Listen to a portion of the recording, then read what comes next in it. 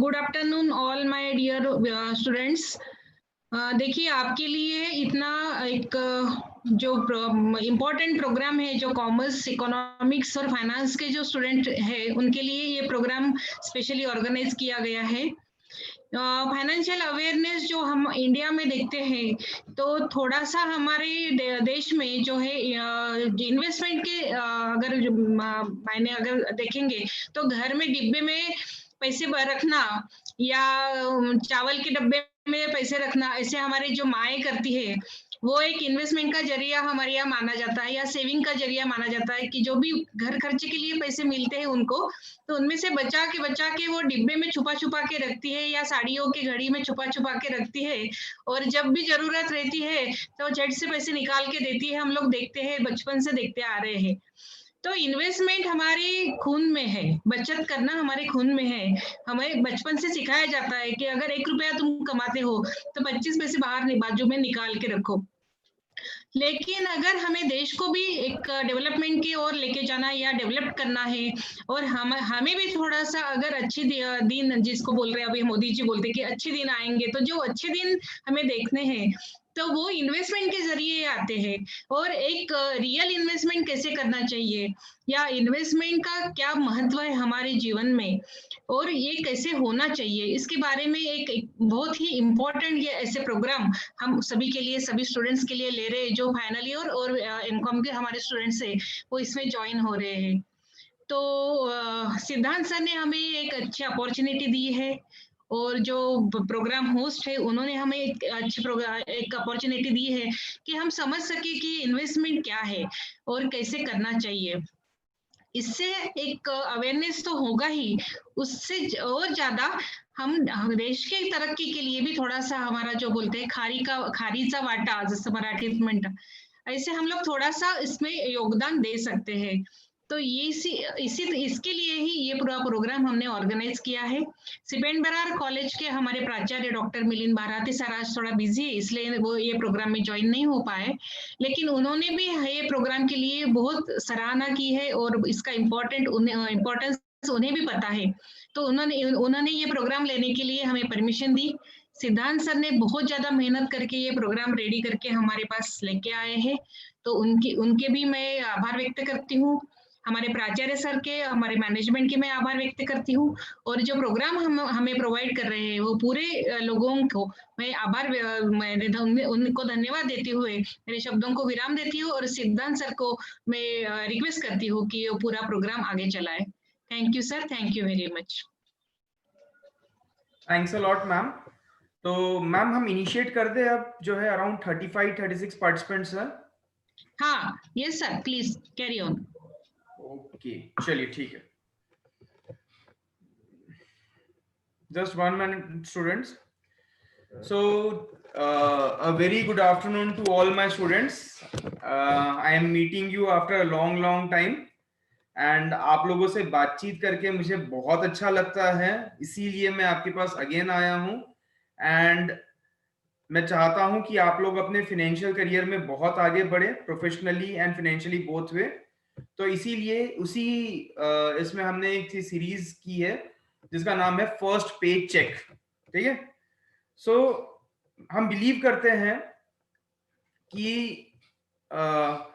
जैसे ही आपका अभी जो है एकेडमिक्स कंप्लीट होते हैं, आप कहीं ना कहीं बहुत अच्छी जगह रिक्रूट होंगे, और वहां आपका जो है आपकी सैलरी स्टार्ट होगी, और पहले महीने में ही आपको अपना जो है फर्स्ट लाइफ का जो सबसे इंपॉर्टेंट चीज रहती है, जो आप लाइफ टाइम नहीं भूल सकते हैं, आपकी लाइफ का पहला पे चेक। मुझे बताओ बच्चों, कितना इंपॉर्टेंस रखता है वो तुम्हारे लिए? Is it very important for you? Chat box में टाइप करो, क्या वो पे चेक तुम्हारे लिए इंपॉर्टेंट है?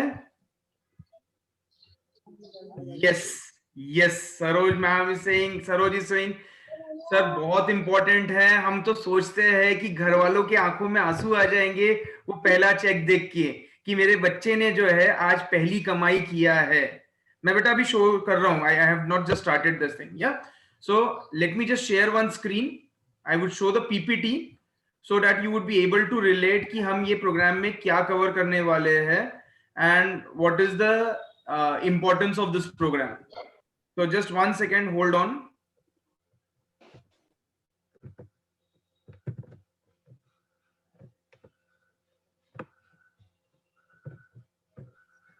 मैं 1 मिनट बस ऑन कर रहा हूं, मैं ऑन नहीं है पीपीटी. Just 1 second.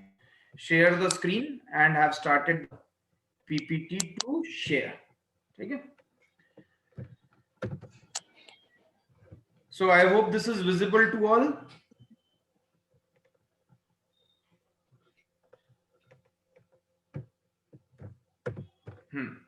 देखो बेटा, ये जो है अवेयरनेस प्रोग्राम है, फाइनेंशियल अवेयरनेस है, जो ये यूटीआई का जो है एक इनिशिएटिव है to create awareness among students. तो इसमें हम क्या कवर कर रहे हैं, जैसे मैंने आपसे बताया कि इस प्रोग्राम के माध्यम से जो है ना, हम उन चीजों के बारे में बात नहीं कर रहे हैं कि जो आपको जो है टेक्स्ट बुक लेवल पे सिखाई जाती है. ठीक है. ना ही जो है यहाँ पे हम जो है कोई ज्ञान देने आए, हम बस बेसिकली प्रैक्टिकली उन चीजों पे बात करने वाले हैं जो गलतियां हमने की है लाइफ में, और एटलीस्ट हम चाहते हैं कि आप लोग वो गलतियां न करें. तो देखिए, मैंने जो कहा ना कि फर्स्ट पे चेक का आपकी लाइफ में क्या इंपॉर्टेंस है. तो जब फर्स्ट पे चेक आने वाला है तो उससे रिलेटेड बहुत हम इमोशनल होते हैं. हम सोचते हैं हमें ये भी करना है, वो भी करना है, मम्मी पापा के लिए ये खरीदना है, बहुत सी चीजें हमारे दिमाग में चलती रहती है कि फर्स्ट पे चेक से हम क्या करेंगे. तो क्या होता है ना, हमारे एस्पिरेशंस इतने सारे रहते हैं कि हम सोचते हैं कि चलो पहले ये फुलफिल कर देते हैं, और सेविंग वगैरह की बात हम करना चाहते हैं लेकिन वो नहीं हो पाती है, और हम सोचते हैं कि कुछ समय बाद जब हम थोड़ा ज्यादा कमाने लगेंगे तब वह करेंगे. लेकिन क्योंकि आपके एस्पिरेशंस कम नहीं होते हैं, ये कहीं ना कहीं सेकेंडरी होती जाती है. तो हम इस सेशन के माध्यम से आप लोगों को बताना चाहते हैं कि एक नॉर्मल तौर पे क्या गलतियां होती है जिन्हें आपने नहीं करना चाहिए, so that you would have a better experience professionally as well as financially. तो चलिए हम इनिशिएट करते हैं सेशन में डिस्कशन. जस्ट 1 सेकेंड, मैं एक बार chat box, 1 second chat on कर लेता हूं. अगर किसी को कुछ बीच में भी कुछ भी पूछना है, they can ask through the chat. तो देखिए बच्चों, ये है हमारा आज की सिचुएशन. ठीक है. सो आप मुझे बताइए, चैट पे आपने एक मन में होगा ना, एक हमारा एक एस्पिरेशन रहता है कि हाँ मुझे मेरे फर्स्ट पे चेक से क्या करना है. तो आपकी क्या प्रायोरिटी है? आपको पहली सैलरी मिलती है तो आप अपनी पहली सैलरी से क्या करना चाहते हैं? I want to know from you audience. कुछ भी जो आपके दिमाग में होगा प्लीज शेयर करो, तो ताकि हम जो है उस चीज पे बात कर सके, थोड़ा अच्छा लगे हमें. Yes Govinda, Sovinda, yes. अरे सोविंदा का मैं नाम भूल गया, क्या नाम था? प्रकाश. हाँ. यस सोविंदा, फर्स्ट पे चेक आते से ही जो है कैसे क्या करोगे तुम बेटा उसका? अनम्यूट करके बोलो बेटा. सोविंदा, सबसे पहले उससे क्या खर्च करना चाहोगे? तो देखो, ये चीजों के लिए हर इंसान की जो है अलग अलग एस्पिरेशन होते हैं. कोई मम्मी पापा के लिए जो है ड्रेस लाके देना चाहता है, कोई पापा को कुछ ये अच्छा मोबाइल दिला के देना चाहता है, या कुछ ना कुछ जो चीजें रहती है कि हाँ हमारे मम्मी पापा जो है जो चीजें के लिए एस्पायर करते हैं, जिनके लिए उन्होंने इतने सारे सेक्रीफाइस किए हैं, तो हम वो चीजें बेस्ट लाइफ उन्हें दिलाना चाहते हैं. तो ये नॉर्मली हमारे एस्पिरेशंस रहते हैं रिगार्डिंग फर्स्ट पे चेक. तो ये तो रहते ही है, लेकिन हमारे एक दिमाग में छोटा सा विचार ये भी चलते रहता है. प्रवीण बेटा, आपका वीडियो ऑफ कर दो, पुट ऑफ योर वीडियो. हाँ, वेरी गुड. लेकिन एट द सेम टाइम हमारे दिमाग में ये भी चलते रहता है कि अरे सैलरी तो मिल रही है, मेरी सैलरी स्टार्ट हो गई है, लेकिन मुझे कुछ ना कुछ सेविंग भी करना है, लेकिन खर्च भी करना है. मम्मी पापा ने आज तक मेरे लिए इतना किए, मुझे उनके लिए भी कुछ करना है, और सेविंग का भी विचार मन में है. तो ये दोनों चीजों में सेव करना है, इन्वेस्ट करना है, स्पेंड करना है, ये तरह तरह के सब चीजें हमारे दिमाग में चलती रहती है. ठीक है.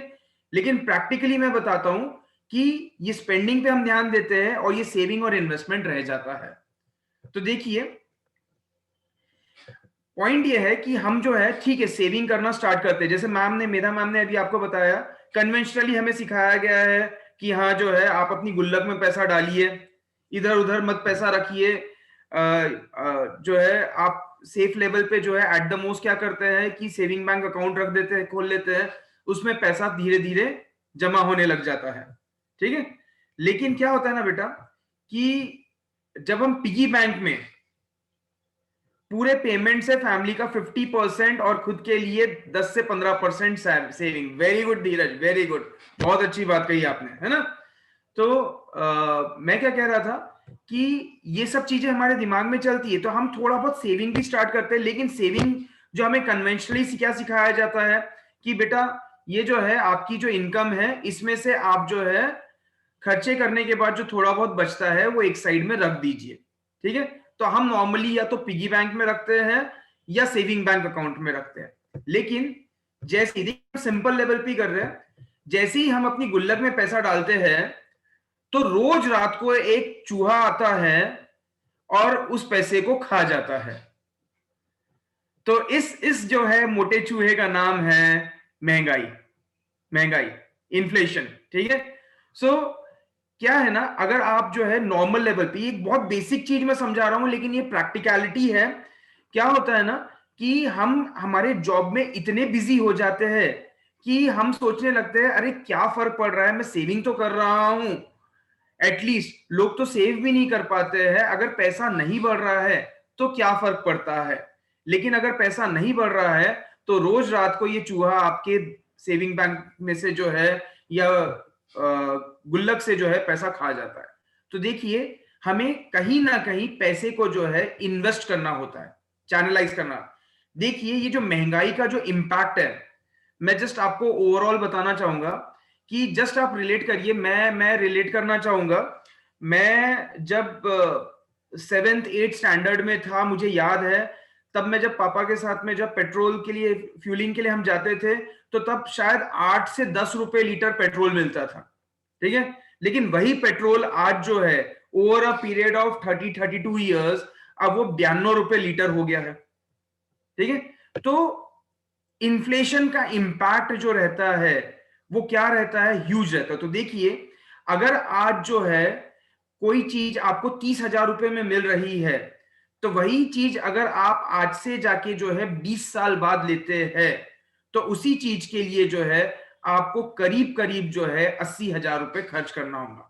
एक सिंपल तौर पे देखिए मैं यहां पे आपको दिखाना चाहता हूं, see this one, this is a very very simple thing, ये आपको रियलाइज करेगा कि हमारी लाइफ में क्या हो रहा है। तो देखिए आज हम जो है 2021 में है, I hope this is visible to you, just 1 second, I am again sharing the screen. ये एक्सेल दिख रहा है बेटा? यस। तो देखो ये जो है एक सिंपल तौर पे मैंने तुम्हें बताया हूं कि अगर हम 7% की महंगाई कंसिडर करें जो इंडिया जैसी कंट्री में बिल्कुल है, क्यों? क्योंकि हमारे यहाँ आज भी सप्लाई चेन मैनेजमेंट के इश्यूज है, आज भी जो है पेरिशेबल चीजें जो रहती है, खाद्यान्न जो रहते हैं उनको संभाल के रखने के लिए हमारे पास प्रॉपर स्टोरेज नहीं है। तो जो रोजमर्रा की जो खाने पीने की चीजें हैं उनके भाव बढ़ते ही है इंडिया में। तो देखिए आज जो ब्रेड, अगर हम 7% की महंगाई कंसिडर करें तो ब्रेड जो हम खाते हैं जो 25 रुपए की है आज से 9 साल बाद बन जाएंगी 64 रुपए की। दूध जो 60 रुपए लीटर है आज से 9 साल बाद बन जाएगा 155 रुपए लीटर। और अगर जो पेट्रोल की जो बात करते हैं हम, जो आज 92 रुपए लीटर है आज से 9 साल बाद बन जाएगा 237 रुपए पर लीटर। तो देखिए ये चीजें जो है हमारे कंट्रोल में नहीं है, ठीक है, लेकिन फिर भी जो है हम इसके लिए क्या कर सकते हैं। तो देखिए मैं यहां आपको बताता हूं, समझिए इस चीज को। अब हमें जो है अगेन जो है जस्ट 1 सेकेंड, ये देखिए 7% की महंगाई अगर कंसीडर करते हैं तो आज जो 100 रुपए है आज से 10 साल बाद उसकी खरीदने की क्षमता जो है 50 रुपए बन जाती है। तो जस्ट एक टेस्ट लेता हूं मैं आपसे, देखिए एक क्वेश्चन है, आप मुझे आंसर करिए चैट बॉक्स में। ये क्वेश्चन पढ़िए। धीरज ये क्वेश्चन रीड करना बेटा प्लीज। Yes sir.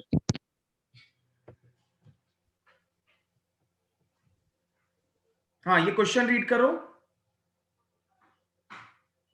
स्लाइड दिख रही है ना बेटा? सर स्लाइड को जूम कर दीजिए। या जस्ट 1 सेकेंड। हाँ यस बेटा प्लीज रीड दिस वन। धीरज चलो मैं रीड करता हूं।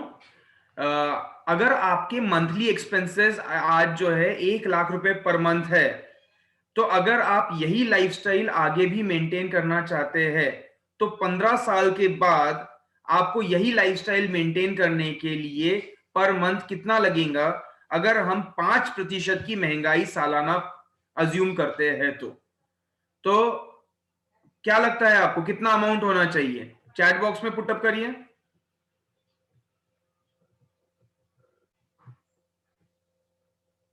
Yes students, A B C कितना कौन सा है? 1.8, 2 लाख, 2.8 लाख, क्या लगता है?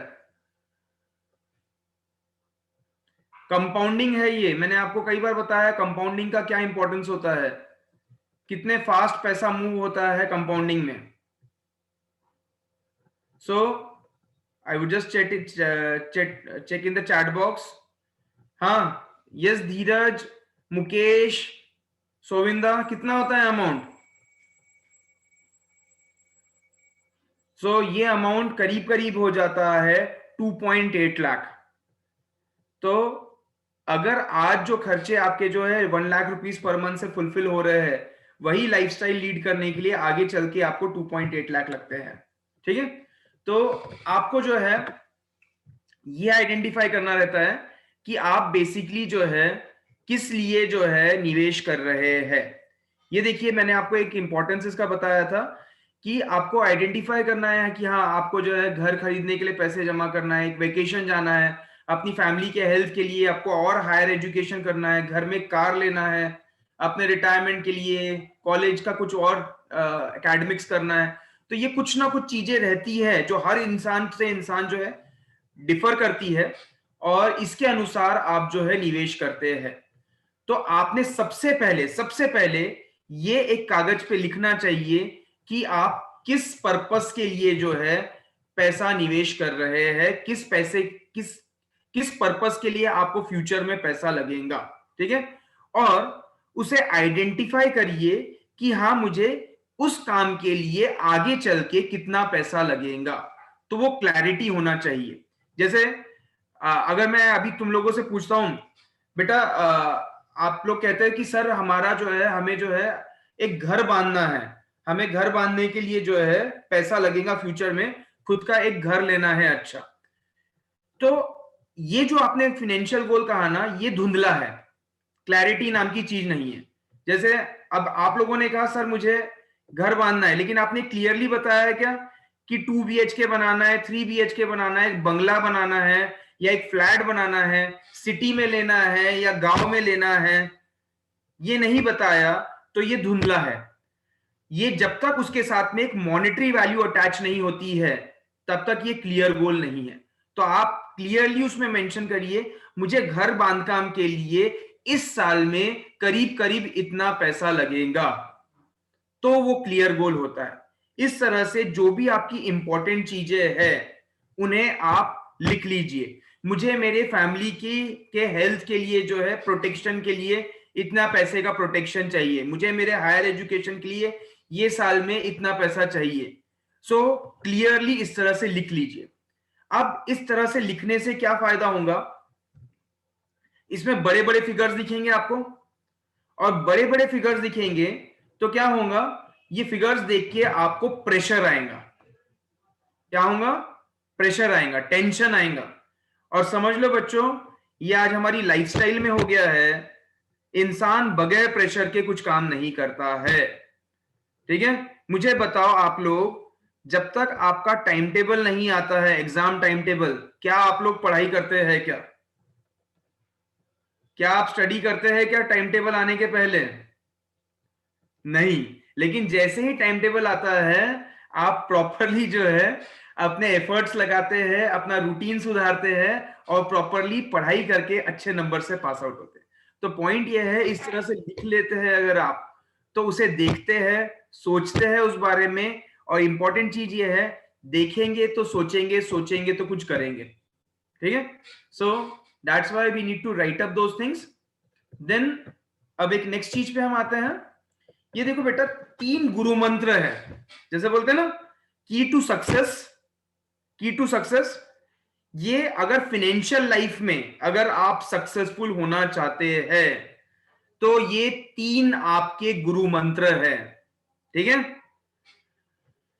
तो ये क्या है 3 गुरु मंत्र? क्या आप जानना चाहते हैं क्या?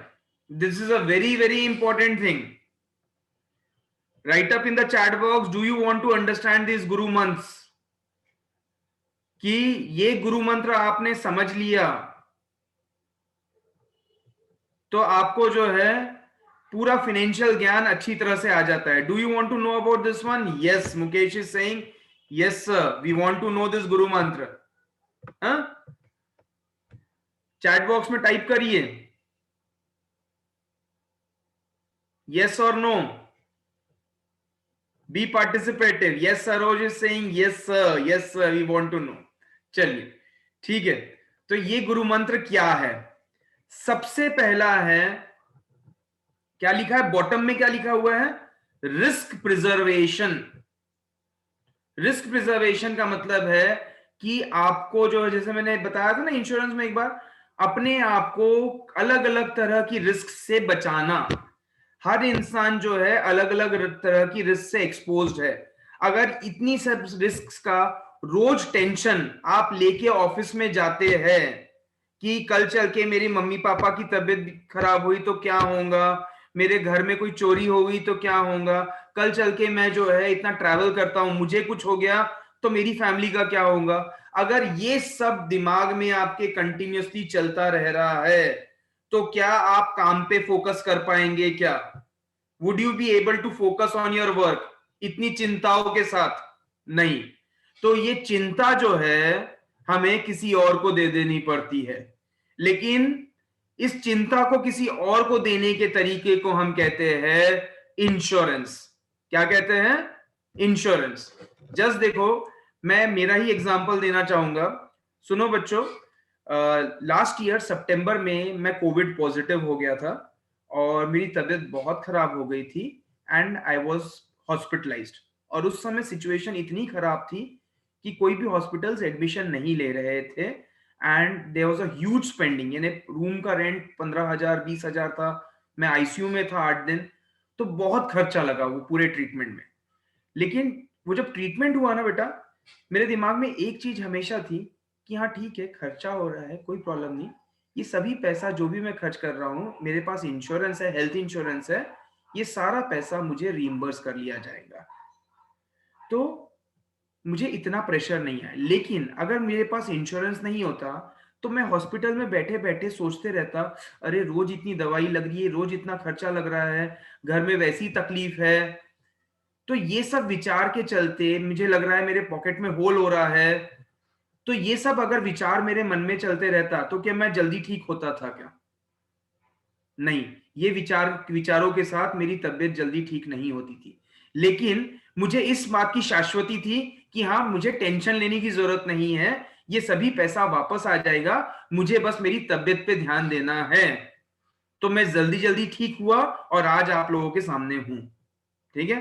तो पॉइंट ये है कि रिस्क से अपने आप को बचाना, और उसका एक माध्यम होता है इंश्योरेंस।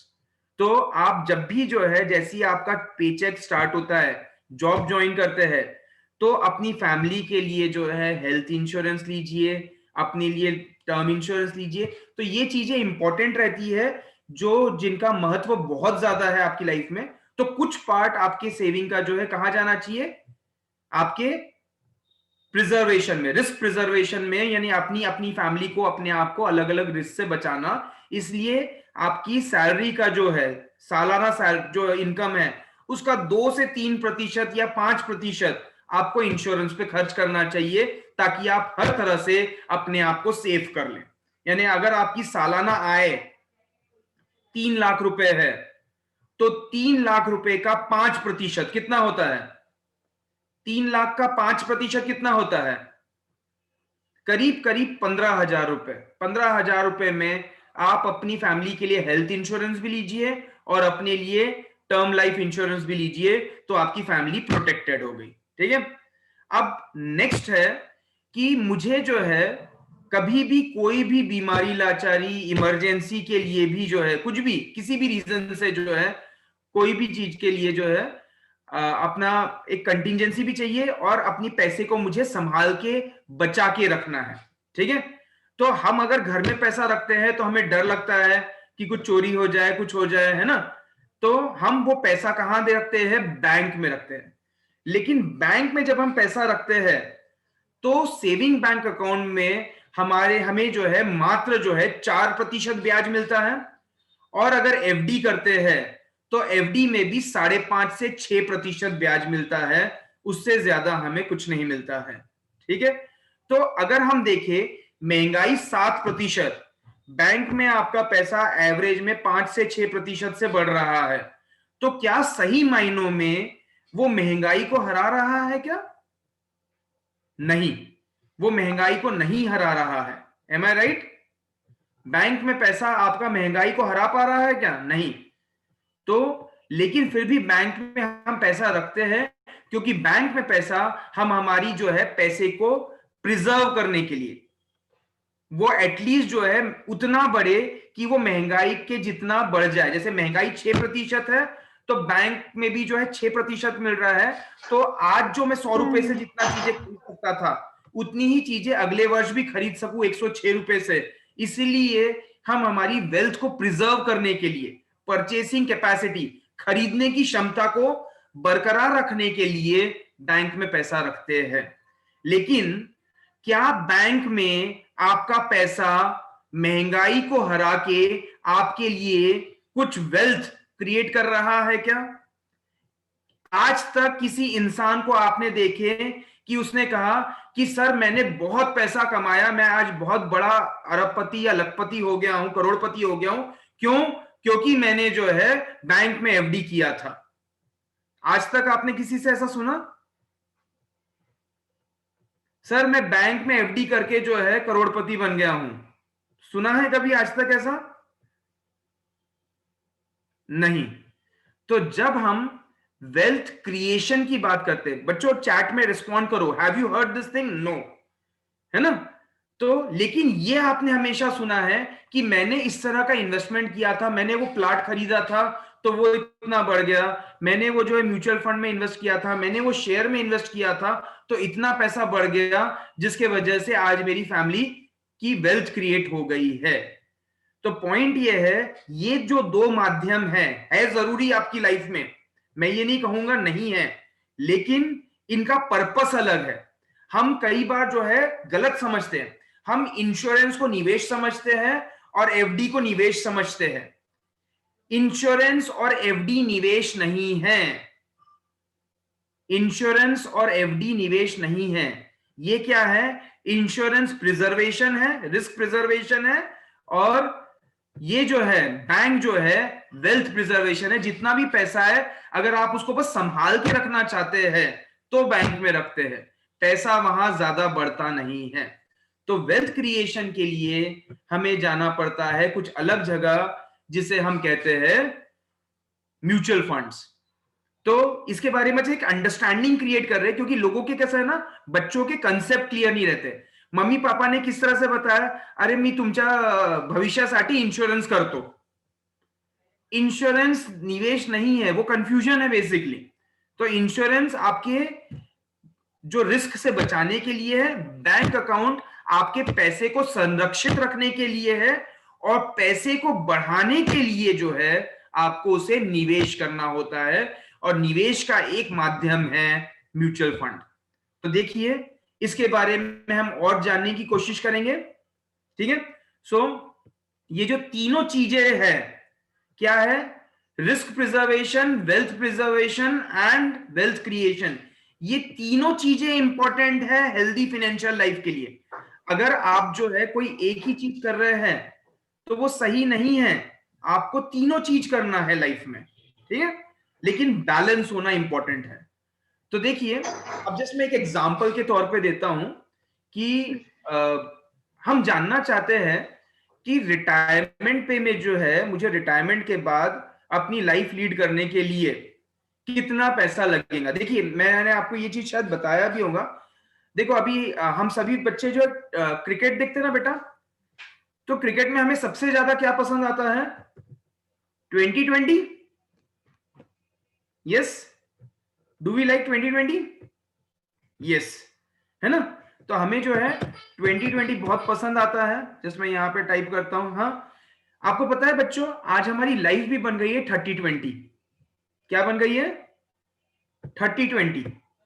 आई वुड से 30-20, यानी 30 साल की वर्किंग और उसके बाद 20 साल की नॉन वर्किंग, जिसके लिए यही 30 साल में जो है आपको रन बनाने हैं, ठीक है? तो आपको उसके प्रति जो है कॉन्शियस रहना पड़ता है। तो अब मैं जो है यहाँ पे आपसे पूछता हूं, ये देखिए, एक ये रिटायरमेंट का क्वेश्चन कर रहा हूं मैं आपसे कि आपको रिटायरमेंट पे कितना पैसा लगेगा, यानी जब मैं रिटायर होता हूं, सी सपोजिंगली मेरा एग्जांपल लेता हूं, मेरी आज उम्र है 40 साल, ठीक है? तो मैं जब 60 साल में रिटायर होऊंगा तो मेरे पास कितना पैसा होना चाहिए कि मैं आराम से जो है 60 से लेकर जब तक मैं जीवित हूं तब तक मेरी जरूरतों को फुलफिल करते रहे। या मैं कर रहा हूं ये zoom the screen. So I would just show you calculator. तो देखिए, मैं यहां पे स्टॉप कर रहा हूं एंड मैं आपको एक कैलकुलेटर दिखाता हूं और आप उसे देखिए कि just 1 second. I am just showing you this one, sharing the screen. This is the retirement calculator. दिख रहा है बच्चों ये?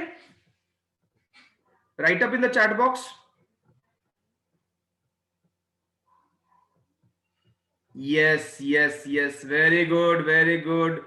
देखो, यहां पे मैंने अपनी पुटअप की ये चीजें कि हाँ, मेरा नाम, मेरी एज 40 साल, मैंने अपना जो है यहाँ पे mobile number, email ID put up कर दिया और अब ये फाइंड आउट करके देगा कि मैं जब रिटायर होता हूं तो मेरे पास कितना पैसा होना चाहिए ताकि जो है मैं आगे तक की चीज जो है कूलली कंप्लीट कर सकूं। तो देखिए, अब ये जो है ये पूछ रहा है कि सर आपके जो है करंट एक्सपेंसेस कितने हैं, ठीक है, मंथली एक्सपेंसेस। तो मैं यहाँ पुटअप करता हूँ 30,000 रुपए मंथली एक्सपेंसेस है, ठीक है?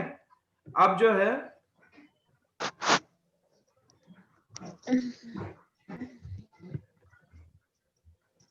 Now I would just put up the inflation retirement age. यहाँ पे जो है मैं अपनी एज पुटअप कर देता हूँ। रिटायरमेंट एज क्या है? 60, ठीक है? सो आई गो अगेन फर्दर एंड यहाँ पे जो है ये सब लाइफ एक्सपेक्टेंसी जो है मैं डाल देता हूँ 80 इयर्स, पोस्ट रिटायरमेंट 4% का रिटर्न्स, ठीक है? और मैं नेक्स्ट पे क्लिक करता हूँ।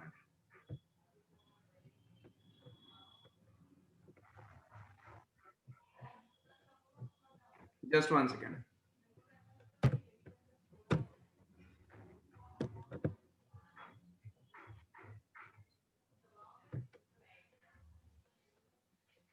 सो इस तरह से जो है ये रिटायरमेंट कैलकुलेटर के माध्यम से जो है आप कभी भी जो है ये कैलकुलेट कर सकते हैं कि how much amount would you require post your retirement.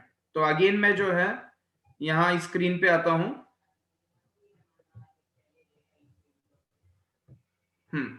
तो देखिए बच्चों, ये आपका रिटायरमेंट का आ गया। अब जो है निवेश के लिए क्या क्या ऑप्शंस अवेलेबल होते हैं, तो ये एक अंडरस्टैंडिंग हम क्रिएट कर रहे हैं यहाँ पे। तो सी दिस थिंग, सबसे पहला होता है आपका bank deposits, insurance, property, gold, stocks, bond, और एक दिमाग में ये भी आता है म्यूचुअल फंड। तो आपके लिए क्या चीज सही रहती है, थोड़ा सा इसके सभी के हम थोड़ा सा पॉजिटिव्स एंड नेगेटिव्स आपसे बताएंगे कि आपने आपके इन्वेस्टमेंट से क्या एक्सपेक्ट करना चाहिए। सबसे पहली चीज कि आपका निवेश जो है एटलीस्ट महंगाई को हरा सके। अगर आपको बीच में कभी कोई इनकम की जरूरत होती है कि सैलरी कम पड़ रही है, थोड़ा उससे निकाल सकते हैं, तो एक इनकम भी प्रोवाइड कराना चाहिए। ठीक है, आपका पैसा आपके लिए हमेशा अवेलेबल होना चाहिए, लिक्विड होना चाहिए। तरह अगर आपका पैसा आपके काम नहीं आया तो किस काम का, तो उसकी जो है लिक्विडिटी होना चाहिए। एक समय में, लंबे समय में जो है वो पैसा ग्रो होना चाहिए, एंड उसमें जो भी है आप जब भी पैसा निकालते हैं तो उसमें कोई नुकसान नहीं होना चाहिए आपको। सो अगर ये 4-5 मापदंड आपके फुलफिल हो रहे हैं तो वो मैं कहूंगा वो निवेश सही है। तो अब ये देखिए, ये कुछ चीजें आ गई है कि आपका एसेट एलोकेशन की बात करते हैं। तो कई बार हम क्या करते हैं, आज भी हमारे यहाँ जो है हिस्टोरिकली यही सिखाया जाता है बच्चों को कि मम्मी पापा क्या करते हैं, कुछ भी बचत होती है तो सोने की चीज कोई खरीद के ले आते हैं घर में, और वही आपकी बचत और निवेश रहता है। तो हम जो है पूरा पैसा, मैक्सिमम जो भी बचत होती है वो गोल्ड के माध्यम से बचत करते हैं, कि क्योंकि हिस्टोरिकली हमें सिखाया गया है कि गोल्ड में कभी नुकसान नहीं होता है, गोल्ड सतत ऊपर ही जाता है। क्या ये सही है क्या बच्चों? आज की परिस्थिति में क्या ये सही है क्या? ऐसा है क्या कि गोल्ड कभी नीचे नहीं आता? नहीं। ग्लोबल इकोनॉमिक्स की वजह से गोल्ड में भी उतार चढ़ाव होते हैं, और अगर आप पूरा पैसा एक ही जगह लगा रहे हैं तो वो गलत है। तो आपने सभी जगह निवेश करना चाहिए, चाहे वो गोल्ड हो, रियल एस्टेट हो, बॉन्ड्स हो, फंड्स हो, स्टॉक्स हो, करेंसी हो, ये सभी चीजें हमें ध्यान में लेना चाहिए। तो अब इन चीजों के बारे में थोड़ा सा मैं बताना चाहूंगा। ये देखो कि ये जो एसेट एलोकेशन की जो मैं बात कर रहा हूं ना, एसेट एलोकेशन कैसा होना चाहिए, एक बैलेंस थाली के जैसे होना चाहिए। जैसे हम जब खाना खाते हैं तो सिर्फ चावल या सिर्फ रोटी या सिर्फ सब्जी नहीं खाते हैं, हम सभी का प्रोटीन, कार्ब्स, फैट्स, ये सभी चीजों का ध्यान में रखते हुए एक बैलेंस बना के चलते हैं। उसी तरह से हमारा निवेश भी होना चाहिए। तो देखिए आगे हम चलते हैं। म्यूचुअल फंड क्या रहते हैं, यही सब चीजों को ध्यान में रखते हुए आपके लिए जो है निवेश करते हैं, क्योंकि एज एन इंडिविजुअल हमें इन सभी चीजों की जानकारी सही तरह से नहीं होती है। तो देखिए म्यूचुअल फंड क्या होते हैं, प्रोफेशनल कंपनियां होती है जो छोटे छोटे निवेशकों से पैसा एकत्रित करती है, उस पैसे को आपसे लेके एक पूल क्रिएट करती है, और उसे अलग अलग जगह, कहां कहां, bonds, debenture, shares, gold, property, ये सभी जगह में जो है जिस प्रपोर्शन में उन्होंने आपको बताया है उस प्रपोर्शन में निवेश करते हैं, आपके लिए रिटर्न जनरेट करते हैं और आपको वापस कर देते हैं। ठीक है, तो बच्चों एक चीज मुझे बताओ, कभी आपके दिमाग में थॉट आता है क्या कि ऐसा कभी हो सकता है क्या कि ये कोई म्यूचुअल फंड भी जो है कोई जो है फाइनेंशियल फ्रॉड करे, या जो हम पेपरों में पढ़ते हैं कि इस तरह से ये कंपनी ने गुंतवणूक करी और पैसा लेके भाग गया, तो ऐसा कभी हो सकता है क्या कि कोई म्यूचुअल फंड कंपनी इन्वेस्टर से पैसा जमा करे और किसी दिन भाग जाए? Is it a possibility? हो सकता है क्या? टाइप करो यस और no. Is it a possibility? Yes, Saroj is saying yes. क्यों yes? Because India is a land of possibilities. India में कुछ भी हो सकता है, लेकिन फैक्ट मैं बताता हूं बच्चों आपको, ऐसा नहीं हो सकता। क्यों नहीं हो सकता? क्योंकि यहाँ पे जो है जो रेगुलेटर है सेबी बहुत स्ट्रिक्ट है, उन्होंने इसके रूल इस तरह से बनाए हैं कि कोई फ्रॉड कर ही नहीं सकता है। इन्होंने क्या कहा है कि जो कंपनी होती है म्यूचुअल फंड, इन्हें कहा जाता है कि सर आप सिर्फ निवेश के डिसीजन लीजिए, कहां निवेश करना है वो डिसाइड करिए, आप जहां पे भी इन्वेस्ट करेंगे वो सारे स्टॉक्स, सिक्योरिटीज, बॉन्ड्स, गोल्ड, वो सभी चीजें आपके पास नहीं रहेगा सर, वो गवर्नमेंट के पास रहेगा। तो आप एज अ प्रोफेशनल कंपनी सिर्फ ये डिसाइड करेंगे कहां निवेश करना है, जहां पे भी आप निवेश करेंगे वो सारी एसेट्स गवर्नमेंट के पास होती है थ्रू एनएसडीएल एंड सीडीएसएल। तो अब इस कंपनी के हाथ में कुछ है ही नहीं, तो वो क्या लेके भागेगा? तो इसीलिए कहा जाता है कि जैसे ही ये नाम आया म्यूचुअल फंड, आपका पैसा पूरी तरह से सेफ है। इसमें कभी ऐसा नहीं हो सकता कि कोई आपका पैसा लेके भाग गया। तो देखिए ये म्यूचुअल फंड क्या होते हैं, प्रोफेशनली मैनेज्ड होते हैं, आपकी रिस्क को डाइवर्सिफाई कर रहे हैं। कैसे डाइवर्सिफाई कर रहे हैं कि अलग अलग जगह निवेश कर रहे हैं, पूरा पैसा एक जगह नहीं लगा रहे। देखिए बच्चों, अब तो चलो आप सभी लोग जो है credit card debit card use करते हैं। पहले, आज से कुछ साल पहले जब आप लोग ट्रैवल करते थे मम्मी पापा के साथ में, तो याद करो मम्मी पापा जो है जो भी पैसा ले जाते थे वो एक बैग में नहीं रखते थे। कुछ पैसा एक बैग में, कुछ ये झोले में, कुछ वो बैग में, कुछ चोर जेब में, ऐसे डिवाइड करते थे पैसा। Do you remember? ऐसा ही करते थे ना, पूरा पैसा एक बैग में नहीं रखते थे। अगर 10,000 रुपए भी ले जा रहे हैं तो 2-2 हजार रुपए 4 जगह डिवाइड करते थे। एम आई राइट? तो ये क्यों किया जाता था? डाइवर्सिफिकेशन। अगर एक बैग चोरी भी होता है तो हमारा पूरा पैसा नहीं जाएगा, इसीलिए। तो इसी तरह से जब निवेश भी किया जाता है तो अलग अलग जगह पैसा निवेश किया जाता है, ताकि अगर किसी एक जगह कुछ गलत एक्सपीरियंस भी हो तो भी हम सेफ रहे। तो इसी तरह से म्यूचुअल फंड आपसे पैसा लेके जो है अलग अलग जगह निवेश करता है, और जो भी वो निवेश करता है उसके बारे में पूरी ट्रांसपेरेंसी रखता है। ट्रांसपेरेंसी कैसे? आपको बताया जाता है कि सर बच्चों कहां निवेश किया जा रहा है, कैसे निवेश किया जा रहा है, पूरी डिटेल दी जाती है कि हमने किन किन कंपनी के शेयर्स में निवेश किया है। तो ये पूरी जानकारी आपको दी जाती है। जैसे एक एग्जांपल दूंगा, अभी कोविड चल रहा है बच्चों, अभी कोविड में आप लोग बाहर खाना खाने जाते हैं क्या? प्रेफर नहीं करते हैं, है ना? एम आई राइट? क्या मैं सही कह रहा हूं क्या कि अभी बाहर खाना खाने में या बाहर आउटिंग करने में जो है थोड़ा डर लगता है? Yes sir. है ना? क्यों डर लगता है? कि हमें डर लगता है कि कोई वो जो है होटल वाला जो है बराबर साफ सफाई मेंटेन कर रहा है या नहीं कर रहा है। लेकिन अब होटल को तो चलाना है, तो वो क्या करेगा? सर देखो ये मेरा किचन सामने है, पूरा कांच लगा दिया हूं मैंने, मेरा कैसे खाना बन रहा है, क्या साफ सफाई से बन रहा है, सब कुछ आपको दिख रहा है, आप आइए मेरी होटल में बिंदास आप खा सकते हैं। तो आप जाएंगे वहां पे और देखेंगे हाँ सभी चीजें साफ सफाई से बन रही है, सब ग्लव्स वगैरह पहन के हाथ धो के स्क्रीनिंग करके काम कर रहे हैं। तो अब बताओ आपको कॉन्फिडेंस आएगा या नहीं? यस, कॉन्फिडेंस आता है, हाँ मैं यहाँ खाना खा सकती हूँ। तो सेम वेज जितनी ज्यादा ट्रांसपेरेंसी रहती है, जितना आप देख सकते हैं कि कैसे हो रहा है काम, तो आपको कॉन्फिडेंस आता है हाँ मैं इनके साथ जुड़ सकता हूं।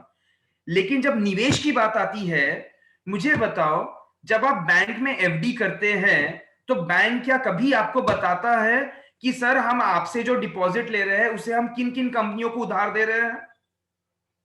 नहीं। जाता है आपको? नहीं, नहीं। यानी क्या है, पर्दे के पीछे क्या हो रहा है कुछ नहीं पता होता। लेकिन म्यूचुअल फंड में जब आपसे पैसा लिया जाता है तो आपको क्लियर कट बताया जाता है कि सर आपसे जो भी पैसा एकत्रित किया गया है वो हमने ये कंपनियों में इस प्रपोर्शन में निवेश किया है। तो पर्दे के पीछे जैसी कोई चीज नहीं है, पूरा ट्रांसपेरेंट सिस्टम है और आप कभी भी इसमें से जब चाहे पैसा निकाल सकते हैं, and it is very well regulated by SEBI. और ये प्रोफेशनली मैनेज्ड होते हैं। जो पर्संस इतने क्वालिफाइड होते हैं, सीएफए होते हैं, फंड मैनेजमेंट जिनको एक्सपीरियंस होता है, वो आपका पैसा मैनेज कर रहे हैं। तो जब इतने हाईली क्वालिफाइड पर्संस आपका पैसा प्रॉपरली मैनेज कर रहे हैं, तो हम और आप अपना छोटा सा दिमाग इसमें क्यों लगा रहे हैं? Give your money to professionals, you concentrate on your own work. ठीक है? हर जगह इंसान खुद प्रोफेशनल बनने जाता है तो कहीं पे भी लैंड अप नहीं करता है। Got this? तो ये है आपका म्यूचुअल फंड के बारे में। अब जस्ट एक थोड़ा सा बता दे रहा हूं मैं फास्ट वे में। पहले होते हैं इक्विटी स्कीम्स, जो भारतीय शेयर मार्केट में निवेश करते हैं। शेयर मार्केट में जो है उतार चढ़ाव आते रहते हैं, इसीलिए ये स्कीमों में निवेश करने से आपका पैसा कम ज्यादा होते रहता है और ये लंबी अवधि के लिए निवेश किया जा सकता है। जैसे एक बार शायद मैंने आपको जो है, just 1 second, screen sharing stop हुई है, मैं फिर से स्क्रीन शेयरिंग स्टार्ट करता हूं।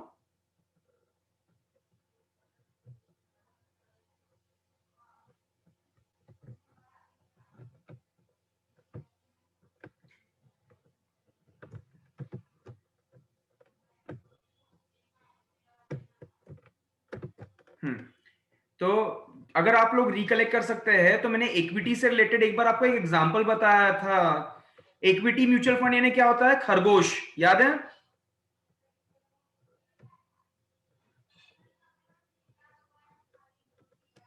हाँ, जस्ट 1 सेकेंड, 1 मिनट, मैं जस्ट शेयर स्क्रीन कर रहा हूं, थोड़ा सा यहाँ पे इशू आया है, just 1 second.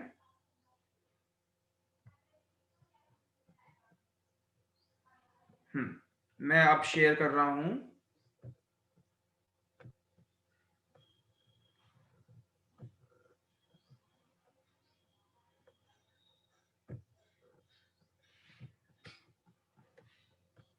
Is the screen visible now?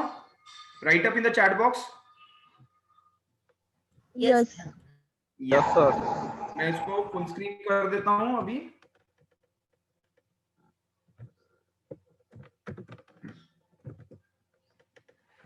हाँ, तो देखो बच्चों, मैंने एक बार आपको एक एग्जांपल दिया था कि इक्विटी म्यूचुअल फंड्स क्या होते हैं?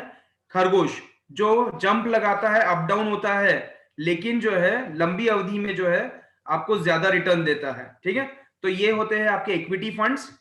नेक्स्ट आ जाते हैं हम डेट फंड, जो होते हैं ये कछुए जैसे, धीरे धीरे चलते हैं लेकिन एक रेगुलर इनकम देते हैं, सेफ रहते हैं, और एक कम रिस्क में अगर आप एक रीजनेबल रिटर्न चाहते हैं तो उनके लिए डेट फंड। और हाइब्रिड यानी कछुआ और खरगोश का कॉम्बिनेशन, दोनों का कॉम्बिनेशन करके जो है आप जो है मीडियम टर्म के लिए जो है इनमें निवेश कर सकते हैं। तो कैसे याद रखेंगे? लंबी अवधि के लिए इक्विटी फंड, छोटी अवधि के लिए डेट फंड, और मीडियम अवधि के लिए जो है हाइब्रिड फंड। तो ये 3 तरह के फंड्स होते हैं आपके लिए। अब जो है यहां पे हम आते हैं, जस्ट फास्ट जा रहे हैं हम, रिस्क रिटर्न ट्रेड ऑफ देखते हैं हम। तो देखिए, एक सिचुएशन दे रहा हूं आपको और इसमें आप आंसर दीजिए कि क्या है। ठीक है, राम आपका फ्रेंड है, वो ज्यादा रिस्क लेने में इंटरेस्टेड नहीं रहता है। He wants to, just 1 second, accumulate some money to go for vacation after 2 years। 2 साल बाद वो घूमने जाना चाहता है और कहीं वो इन्वेस्ट करना चाहता है। तो 2 साल की अवधि के लिए उस पर्सन ने कहां निवेश करना चाहिए? Yes, right up in the chat box. कोई भी गलत भी हुआ बेटा, कोई प्रॉब्लम नहीं, हम सीख रहे हैं यहां पे। आपके फ्रेंड को 2 साल बाद घूमने जाना है, तो उसने कौन से फंड में निवेश करना चाहिए? वो ज्यादा रिस्क नहीं लेना चाहता है। Type A B C, whichever you think is okay. B. So अभी very good, and that's the right answer, I would say bang on, bang on.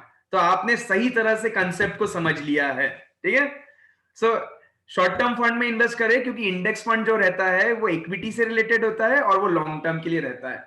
Very good students, very good, great. Now just ये जो है बस एक scheme related जो information अगर रहती है तो एक डॉक्यूमेंट रहता है सिड, उसमें अवेलेबल होता है। जो मैंने कहा कि इन्वेस्टमेंट कहां कहां किया गया, उससे रिलेटेड आपको एक फैक्ट शीट दी जाती है, उसमें वो सारी डिटेल दी जाती है। इसमें 2 तरह के प्लान होते हैं, डायरेक्ट और रेगुलर। अगर आप बगैर किसी ब्रोकर के इन्वॉल्व हुए या डिस्ट्रीब्यूटर के इन्वॉल्व हुए डायरेक्टली कंपनी की वेबसाइट से जाके निवेश करते हैं तो वो डायरेक्ट प्लान कहते हैं, और किसी प्रोफेशनल के थ्रू करते हैं तो उसे रेगुलर प्लान कहते हैं। 2 ऑप्शंस होते हैं, ग्रोथ ऑप्शन और डिविडेंड ऑप्शन। अब इसमें जो है, अब जो इंपॉर्टेंट चीज है, यहां एक इंपॉर्टेंट चीज है कि आप लमसम भी इन्वेस्ट कर सकते हैं और थोड़ा थोड़ा भी निवेश कर सकते हैं। तो थोड़े थोड़े निवेश करने के तरीके को हम कहते हैं सिस्टमैटिक इन्वेस्टमेंट प्लान, SIP। ठीक है, जैसे आप बैंक में RD करते हैं, हाँ, उसी तरह से जो है म्यूचुअल फंड में थोड़ा थोड़ा निवेश करने के तरीके को। ऋषभ, आपका वीडियो ऑफ कर दीजिए बेटा। ऋषभ, वीडियो ऑफ कर दो बेटा। हाँ, थोड़े थोड़े निवेश करने के तरीके को हम कहते हैं सिस्टमैटिक इन्वेस्टमेंट प्लान। तो देखिए, सिस्टमैटिक इन्वेस्टमेंट प्लान क्या होता है कि हम है सैलरीड पर्संस। हम जो है क्या होता है ना, हम सोचे कि अगर हम वॉलंटरी लेवल पे बचत निवेश कर लेंगे तो वो प्रैक्टिकली हमारे लिए पॉसिबल होता नहीं है।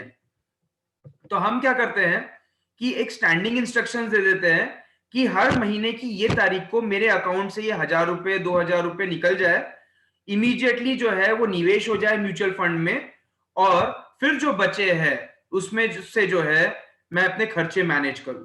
तो इस तरह से ही जो है थोड़ी थोड़ी सेविंग हो जाती है। नहीं तो अगर आप सोचते हैं कि मैं हर महीने थोड़ी थोड़ी सेविंग करूंगा, तो वो सिर्फ सोचते रह जाते हैं, करना कुछ भी नहीं हो पाता है। तो जब तक हमारे ऊपर कंपल्शन नहीं होता है तब तक हम नहीं कर पाते हैं। तो इसीलिए आप एक कहीं ना कहीं कंपल्शन डालते हैं अपने ऊपर, आप ऑटो इंस्ट्रक्शंस देते हैं कि हाँ जैसी सैलरी आ रही है अकाउंट से ये 1000 रुपए निकल जाए, इन्वेस्ट हो जाए, बचे हुए 24,000 में मैं जो है अपने खर्चे मैनेज करूं। तो इस तरह से निवेश को कहते हैं हम सिस्टमैटिक इन्वेस्टमेंट प्लान। तो ये सबसे अच्छा माध्यम होता है निवेश का। थोड़ा थोड़ा करके जो है आप लंबी अवधि में अच्छा पैसा जमा कर लेते हैं और कंपाउंडिंग की वजह से आपको बहुत ज्यादा पैसा मिलता है। तो मैं आपको जो है एक एग्जांपल दिखाना चाहूंगा। ये देखो बेटा, पावर ऑफ कंपाउंडिंग, है ना। अगर आपने 1000 रुपए की एसआईपी स्टार्ट की पर मंथ, जो पैसा 8% पर एनम से बढ़ रहा है, और जब आप रिटायर होंगे उससे कितना पैसा मिलेगा, ठीक है। तो चलिए ये एक एग्जांपल हम लेते हैं। उसके पहले मैं जो है आपको एक प्रैक्टिकल लेवल पे ये चीज दिखाता हूं। ये देखिए, जस्ट 1 सेकेंड।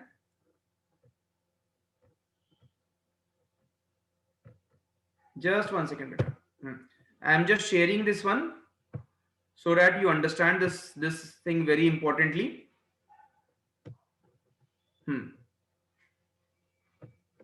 ये देखो बेटा, ये दिख रहा है स्क्रीन?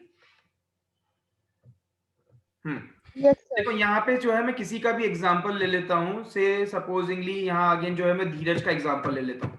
धीरज, तुम्हारी एज क्या है? धीरज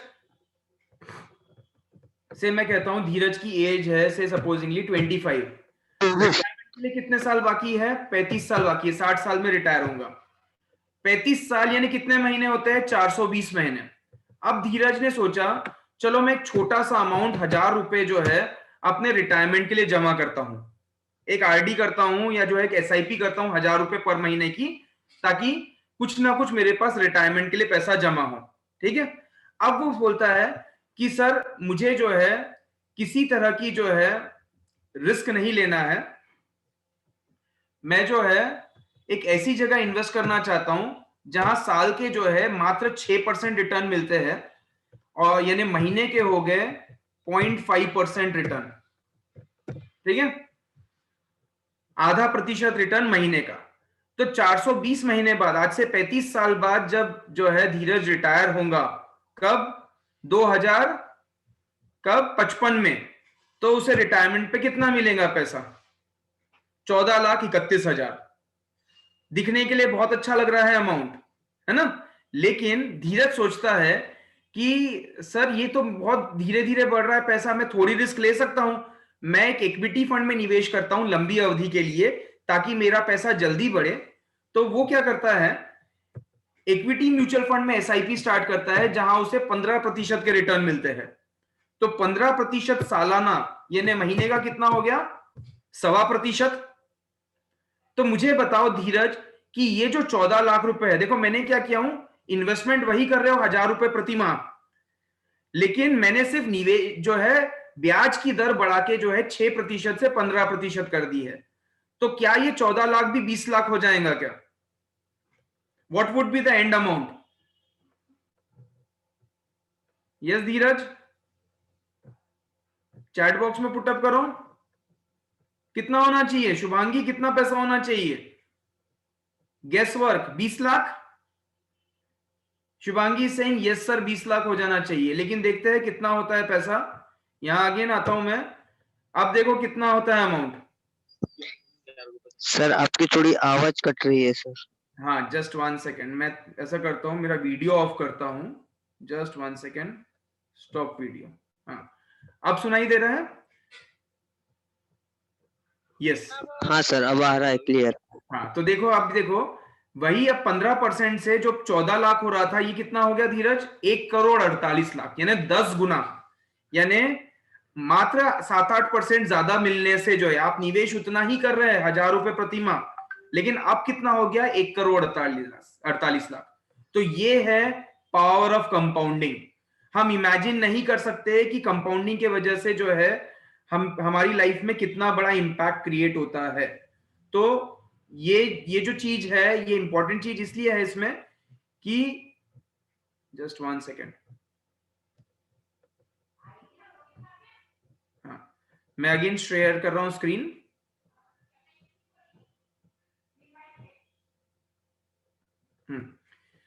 पॉइंट ये है कि life is all about one decision.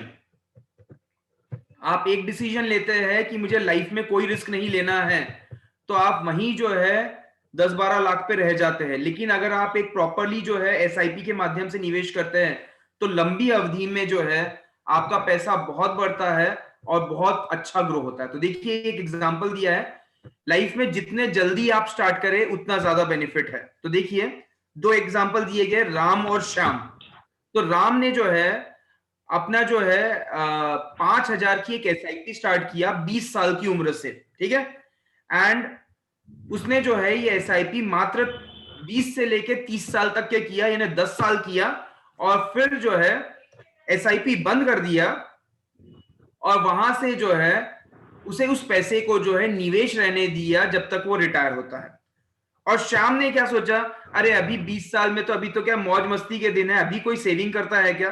तो उसने सोचा अभी नहीं, उसने जो है ना, उसने 30 साल की उम्र से जो है 10,000 रुपए की जो है एक एसआईपी स्टार्ट किया, और जब तक वो रिटायर हुआ तब तक ये एसआईपी चलती रही।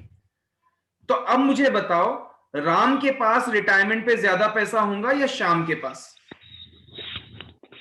राम ने मात्र 10 साल निवेश किया है और श्याम ने पूरे 30 साल निवेश किया है। कितने? 30 साल निवेश किया है। तो किसके पास ज्यादा पैसा होना चाहिए रिटायरमेंट पे, राम या श्याम? चैट बॉक्स में टाइप करो बेटा। राम के पास में। बेटा उसने 10 साल ही निवेश किया है, श्याम ने 30 साल निवेश किया है।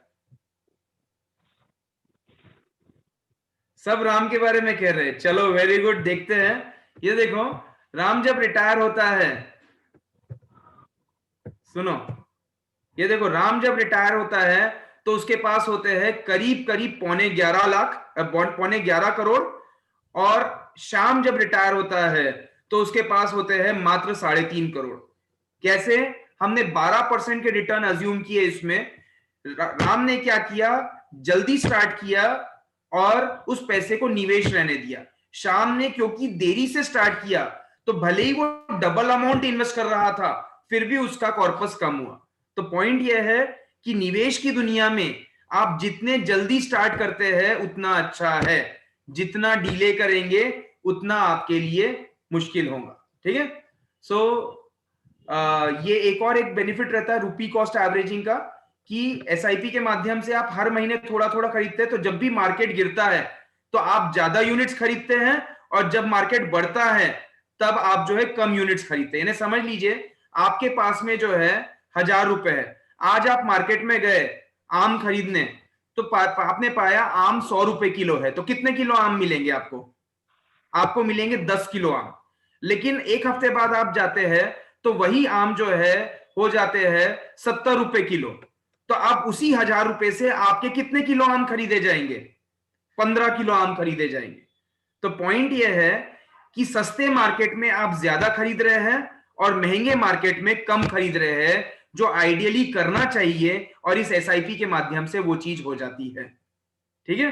तो इस तरह से आपका थोड़ा थोड़ा निवेश होता है और आपको जो है हेल्प होता है। तो ये देखिए एक एग्जांपल दिया गया है, हरीश 22 साल की उम्र है, उसने अभी अभी काम करना स्टार्ट किया है एंड वो जल्द ही जो है करोड़पति बनना चाहता है, लेकिन उसे डर है कि मेरे पास निवेश के लिए नॉलेज नहीं है।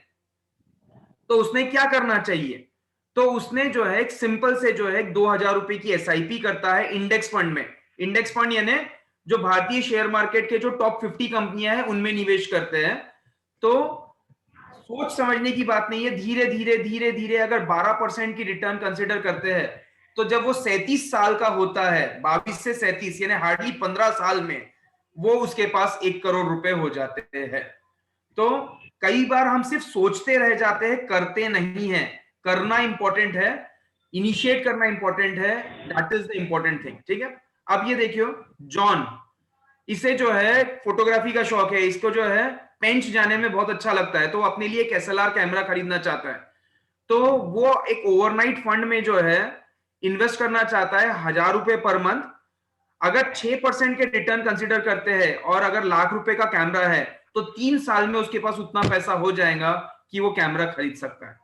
तो जो भी हमारी चीजें रहती है, चीजों को इस तरह से प्लान किया जा सकता है, हमें कभी भी कोई जो है लॉटरी नहीं लगने वाली है जिससे हमारी ये जरूरतें पूरी होंगी। तो इन सभी जरूरतों के लिए जो है हमें प्लानिंग करनी होती है। ठीक है, सो ये जस्ट एक छोटा सा वीडियो है, मैं आपको दिखाता हूं, इससे आपको रेलेवेंस समझ में आएगा कि ये गोल्स कैसे सेट किया जाता है। तो मैं ये वीडियो आपको शेयर कर रहा हूं अब, जस्ट 1 सेकेंड। हाँ बच्चों, वीडियो दिख रहा है ना आपको? तो मैं इसे प्ले करता हूं और फुल स्क्रीन कर देता हूं। Yes, sir.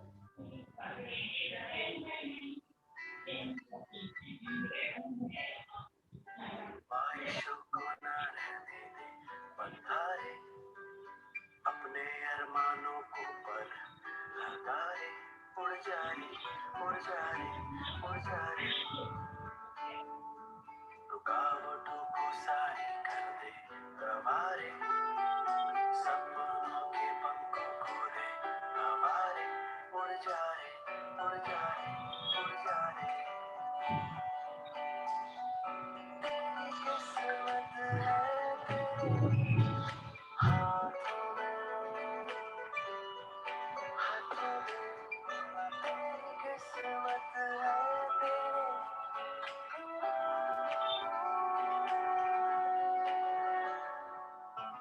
किस्मत को हक है अपनी कहानी खुद लिखने का, और हम सबको हक है एक बेहतर जिंदगी का। तो आज ही म्यूचुअल फंड की एसआईपी में इन्वेस्ट करें। यूटीआई म्यूचुअल फंड, हक एक बेहतर जिंदगी का। Mutual fund investments are subject to market risks. Read all scheme related documents carefully.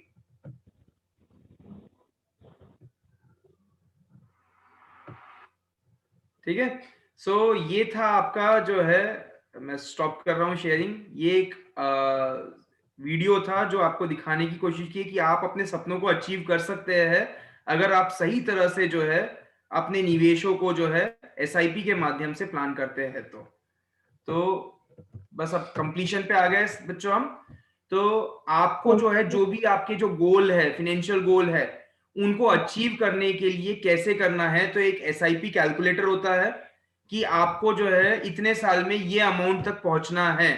ठीक है, तो वहां तक आप कैसे पहुंचेंगे, तो उसके लिए जो है ये एक एसआईपी कैलकुलेटर है। मैं जस्ट यहाँ पे आपको दिखा देता हूं एक बार, सो दैट वो एक आपको अंडरस्टैंडिंग क्रिएट हो जाए। Just 1 second.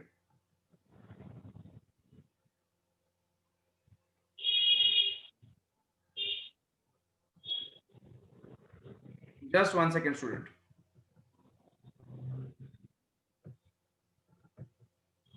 I am just opening up that one.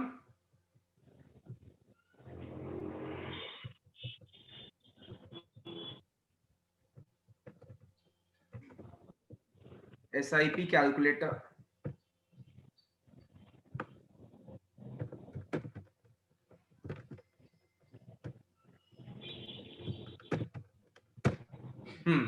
मैं जस्ट शेयर कर रहा हूं, ये आप बस आप देख लीजिए, एक अंडरस्टैंडिंग आ जाती है आपको कि what is this one.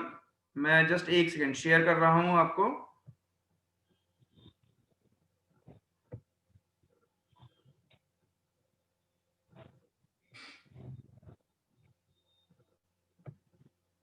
Just 1 second बेटा।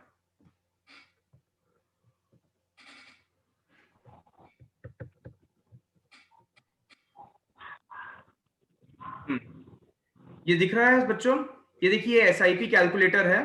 तो अगर आप जो है, जो भी आपकी जो रिक्वायरमेंट है उस तरह से इसमें कैलकुलेट कर सकते हैं। अगर आप जो है मंथली जो है 2000 रुपए या 1000 रुपए इन्वेस्ट कर रहे हैं, हाँ, कितने साल के लिए, से सपोजिंगली जो है 20 साल के लिए, ठीक है, आप रिटर्न एक्सपेक्ट कर रहे हैं 15%, और यहाँ पे आप कैलकुलेट पे क्लिक करते हैं, तो आपको जो है आंसर आ जाता है कि आपके निवेश की वैल्यू कितनी रहेगी। तो देखिए यहाँ दिख रहा है, अगर 20 साल के लिए आपने 1000 रुपए की एसआईपी करी, तो अगर 15% से पैसा बढ़ता है तो आपको करीब करीब 15.2 लाख रुपए जो है मिल जाते हैं।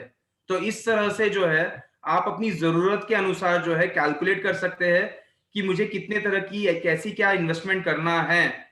सो आप उस तरह से वर्कआउट कर सकते हैं, so that it would be nice to decide कि मुझे क्या करना है और कैसे करना है।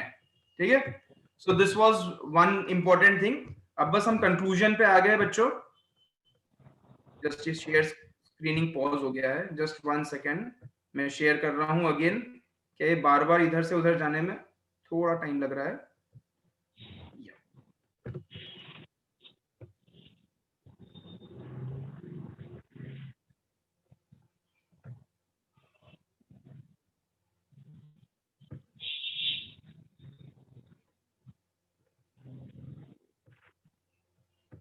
It is asking resume share. Nikki, what is this problem?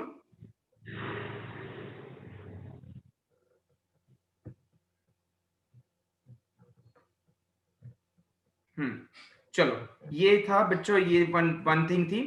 अब आ जा रहा हूं नेक्स्ट चीज पे कि ये देखिए एक सिस्टमैटिक विड्रॉल भी रहता है, और आप ये जो है इस तरह से जो है अपनी चीजों को प्लान कर सकते हैं। अपने आप से कुछ क्वेश्चंस पूछ सकते हैं कि मैं घर खर्चे के लिए कितना करना चाहता हूँ, अपनी पढ़ाई के लिए, और कितना, एक मिनिमम 25 से 30% आपने जो है निवेश करना चाहिए। और फर्दर जो है अगर आप जो है ये जो क्रेडिट कार्ड अगर ये सब यूज कर रहे हैं तो उनको जो है प्रॉपरली टाइमली पेमेंट करने का जो है आपने हमेशा ये ध्यान में रखना चाहिए। Credit card is a good thing, गलत नहीं है, लेकिन ये सब चीजों के बारे में भी आपको जो है इमरजेंसी में कैसे यूज किया जाता है आना चाहिए। सो अगर आप कभी भी जो है म्यूचुअल फंड में निवेश करना चाहते हैं तो आपको जो है एक केवाईसी करना होता है, नो योर कस्टमर। ये केवाईसी क्या होता है कि आपको सेबी को पता होना चाहिए कि कौन पर्सन यहां इन्वेस्ट कर रहा है। सो केवाईसी में आपको जो है आपका पैन और आपको आधार कार्ड यानी एड्रेस प्रूफ के लिए जो है आधार या पासपोर्ट देना पड़ता है, और आइडेंटिटी प्रूफ के लिए पैन या आधार कार्ड देना रहता है। तो मोमेंट आप ये दो चीजें देते हैं तो आपकी केवाईसी डन है, नोन हो जाता है कि आप कौन पर्सन है, और उसके बाद से आप कभी भी जो है किसी भी म्यूचुअल फंड में कहीं से भी जो है निवेश स्टार्ट कर सकते हैं। तो मैं जस्ट आप लोगों से जानना चाहूंगा कि आप लोगों में से कितनों के पास में ये डॉक्यूमेंट्स अवेलेबल है। तो इस जानकारी के लिए जो है हम आपको एक छोटा सा पोल पुट अप कर रहे हैं। इस पोल में है आपको बताना है कि ये जो डॉक्यूमेंट्स यहाँ पे मेंशन किए गए हैं, एक नॉर्मल तौर पे आप में आपके पास इनमें से कौन कौन से डॉक्यूमेंट्स अवेलेबल है। तो हमें आप ओवरऑल समझ में आ जाता है how much ready you are as of today to join the industry. Yes बेटा, ये पोल को फिल करो, जितने भी क्वेश्चंस है इसमें इस पे यस नो पे टिक करके जो है सबमिट करो।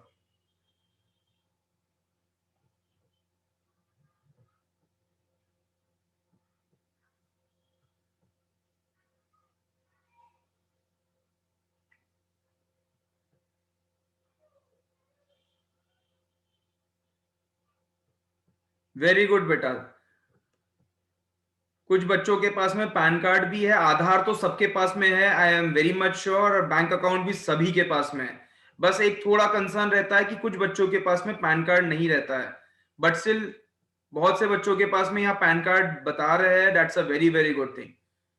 20 रेस्पॉन्सेज आ गए हैं, रिमेनिंग 15 को भी जो है पुटअप करना है प्लीज।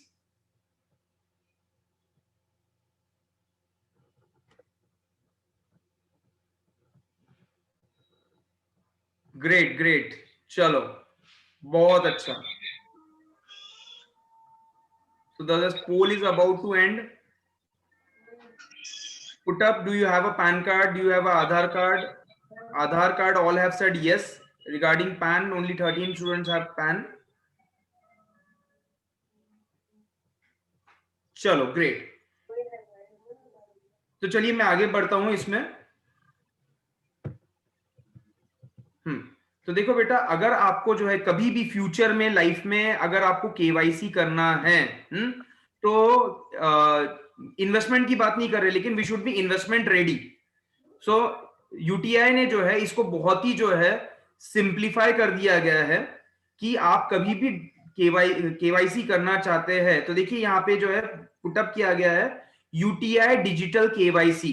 तो ये यहाँ पे भी लिखा है और आपके चैट बॉक्स में भी किया हुआ है। तो आप इस पे कभी भी जो है जाके अपना केआईसी कर सकते हैं। तो मैं आप लोगों से रिक्वेस्ट करूंगा कि इसका जो है आप एक स्क्रीनशॉट ले लीजिए ये वाली स्लाइड का।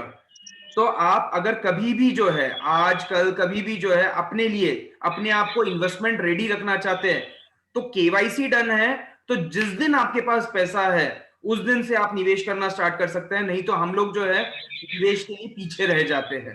ठीक है, सो जस्ट एक स्क्रीनशॉट लेके रख लीजिए। अब जो है ये देखिए आपको क्या करना रहता है इसमें कि आपको जो है डिजिटल केवाईसी पे जाना रहता है, अपने डॉक्यूमेंट्स अपलोड करने रहते हैं, आधार और पैन, और एक बैंक अकाउंट का जो रहता है आपके चेक की जो डिटेल्स रहती है वो आपको अपलोड करनी रहती है। जैसे ही आपने ये अपलोड करी, ठीक है, तो देखिए यहाँ पे आपका पैन एंटर किया आपने, फिर जो है आपने अपना पैन, आधार, कैंसल चेक और एक डिजिटल सिग्नेचर की, तो आपका जो है ये केवाईसी कंप्लीट हो जाता है and then you are investment ready. इसमें जो है फोटो के लिए जो है आपका एक छोटा सा वीडियो लिया जाता है, यानी आप ही अपने मोबाइल पे ऑन करते हैं और आपका जो है इन पर्सन वेरिफिकेशन भी हो जाता है एंड देन आप जो है इस तरह से ये पुट करके जो है इसका स्क्रीनशॉट जो है ये iip@cil.co.in पे भी पुटअप कर सकते हैं। तो हमें भी पता चलता है कि as a aware student you have made yourself investment ready. We are not saying you do investment, but at least as a student, as a responsible person, you should be investment ready.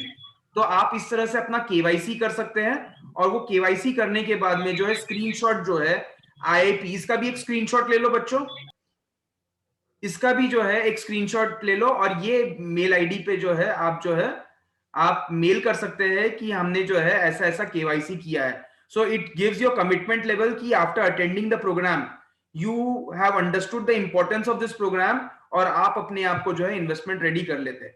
ये मैं आपको क्यों करने के लिए कह रहा हूं, क्योंकि जैसे ही आप ये केवाईसी कर लेते हैं ये प्रोसेस पे जाके, कहां पे, ये देखिए ये स्क्रीनशॉट आपने लिया है यहाँ पे UTI.digital KYC, इसका स्क्रीनशॉट लीजिए। इस तरह से प्रोसेस में जाके जो है आप केवाईसी करिए और इस मेल आईडी पे जो है आप ये जो है अपना स्क्रीनशॉट शेयर कर दीजिए। तो आपको यूटीआई की तरफ से एक सर्टिफिकेट मिलेगा कि आपने जो है ये जो प्रोग्राम था ये अटेंड किए हैं, इसमें आपका नाम मेंशन होगा और ये सर्टिफिकेट जो है आपको आपके रेस्पेक्टिव मेल आईडी पे पीडीएफ फॉर्म में जो है भेज दिया जाएगा। तो ये सर्टिफिकेट भी बहुत इंपॉर्टेंट है कि आपने जो है फाइनेंशियल लिटरेसी का जो है ये फर्स्ट पे चेक का इंपॉर्टेंस समझा है और आपको ये सर्टिफिकेट दिया जाएगा post you do this formality of KYC. ठीक है, तो बच्चों ये एक अच्छा रेलिवेंस है, एक और सर्टिफिकेट ऐड हो रहा है आपके प्रोफाइल में ये प्रोग्राम अटेंड करने से। तो अगर आपके पास में ये डॉक्यूमेंट्स है तो आप ये केवाईसी कर लीजिए और ये सर्टिफिकेट अवेल कर लीजिए। तो इसका भी एक स्क्रीनशॉट ले लो बच्चों मेल आईडी का। यस ऋषभ बेटा ले लिए, सोविंद वीडियो ऑफ कर दो बेटा। हाँ, so do this thing so you would get this one more certification. So now after doing KYC you are investment ready. आपको प्रोसेस समझ गई है, जिस दिन आपके पास पैसा होगा उस दिन आप निवेश स्टार्ट कर सकते हैं। आपको सर्टिफिकेट ऑफ पार्टिसिपेशन मिलता है यूटीआई से और एक फ्री ई बुक मिलती है कि आप अपने निवेश को किस तरह से प्लान कर सकते हैं, एजुकेटिव मटेरियल, वो आपको यूटीआई की तरफ से जो है सेंड कर दी जाएगी। तो ये जो है इसका स्लाइड का स्क्रीनशॉट ले लो कि after doing your KYC please mail the screenshot to iip@cil.co.in। तो आपको इससे जो है एक और सर्टिफिकेट मिलेगा जो आपके ओवरऑल प्रोफाइल में वैल्यू ऐड करेगा कि हाँ आप ये सब चीजों के बारे में जानते हैं। अगर कोई एएमसी में आपको ओपनिंग आती है, कोई इंश्योरेंस कंपनी में ओपनिंग आती है, आप ये यूटीआई का सर्टिफिकेट दिखाते हैं, सर मैंने जो है ये जो फर्स्ट पे चेक का जो है प्रोग्राम अटेंड किया था और मैंने बहुत अच्छे से प्रोग्राम अटेंड किया, उसकी केवाईसी वगैरह किया, इसीलिए मुझे जो है मुझे पूरी अंडरस्टैंडिंग है इसकी प्रोसेस की, इसीलिए मुझे सर्टिफिकेट दिया गया है। तो इसकी वैल्यू है आपके लिए। सो do this thing, it would be really really important. तो आप जो है फर्दर जो है जब ये हो जाता है तो इन्वेस्टमेंट आप फिजिकल या ऑनलाइन जिस तरह से करना चाहे वैसा आप कर सकते हैं। आपके जानकारी के लिए किसी भी निवेश में लिखा हुआ रहता है कि कितनी रिस्क है इसमें और पूरा आपको समझाया जाता है प्रॉपरली। तो बेसिकली ये लास्ट स्लाइड है कि म्यूचुअल फंड में निवेश के क्या स्टेप्स होते हैं। सबसे पहले केवाईसी, केवाईसी होने के बाद जब आपकी इनकम चालू होती है तो आप धीरे धीरे जो है लिक्विड फंड में, ओवरनाइट फंड में पैसा डालना चालू करिए। फिर ये बचत के लिए है, फिर धीरे धीरे उस पैसे को जो है हम इन्वेस्टमेंट में ट्रांसलेट करो और अपने निवेश को प्लान करिए according to a financial plan. तो ये प्रोसेस होती है निवेश करने की, और ये प्रोसेस जब आप फॉलो करते हैं तब आपको एक्चुअली जो है फाइनेंशियल फ्रीडम अचीव करते हैं। आप किसी भी चीज के लिए किसी पे डिपेंडेंट नहीं रहते हैं और आप अपने सभी एस्पिरेशंस जो है फुलफिल कर सकते हैं। So this is the thing we wanted to intend in this program.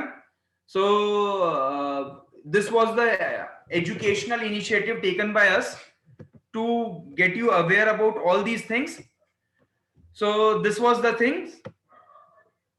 So students, अब आपको कोई भी क्वेश्चन करना है एक 5 मिनट में जो है, अगर कुछ चीज आपको नहीं समझी है, कुछ पूछना है तो आप पूछ सकते हैं।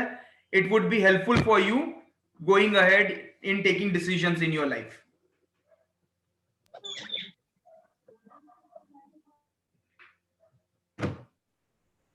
निकालना होता तो रजिस्टर करना पड़ता है म्यूचुअल फंड को?